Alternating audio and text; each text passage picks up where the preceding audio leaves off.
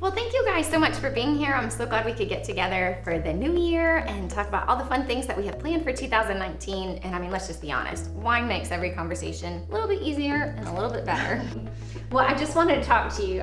This has been on my mind. My New Year's resolution is just to help my clients focus on the process better because, oh my gosh, let's talk about it. How many deals are being killed out there, guys? I mean, it's crazy the stuff we're seeing, and a lot of, we're working with clients that have been turned down by other lenders. Mm-hmm. But, recently I had somebody the day before closing go out and purchase a boat. Oof.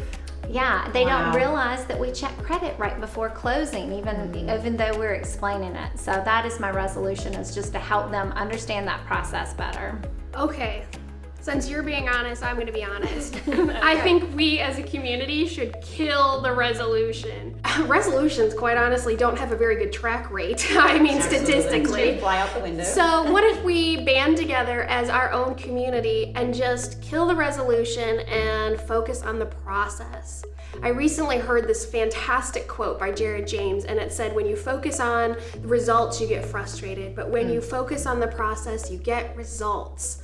So inform our clients, number one, no boats, no $800 of beef jerky. Band together and inform our people when they sign their life away on 8 pages of a contract that they have an expectation of what's supposed to happen within that 30 to 45 days from contract to close.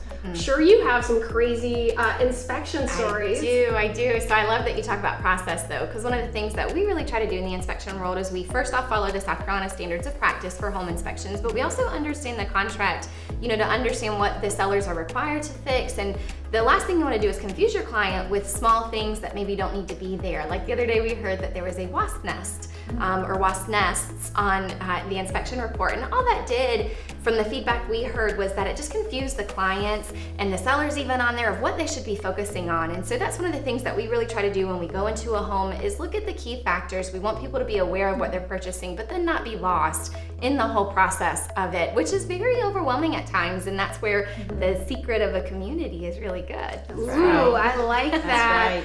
Personally too, and I know Ashley backed me up about this, so you have your world, you have your world, and like things like the wasp nest and the GFCI outlets, she already knows and understands the fact that those don't cut it in a legal world. No, and one part of my process that's a little bit different is I'm the last person that the client actually sees. Some people probably would think the attorney would be the first person in the process. I'm actually the last person the client sees at the closing. So it's very important for me to make myself available to each of you prior to closing so that I can communicate via you with your clients so that you have explained to them exactly the process of what they need to know in a real estate transaction to make it to the closing table.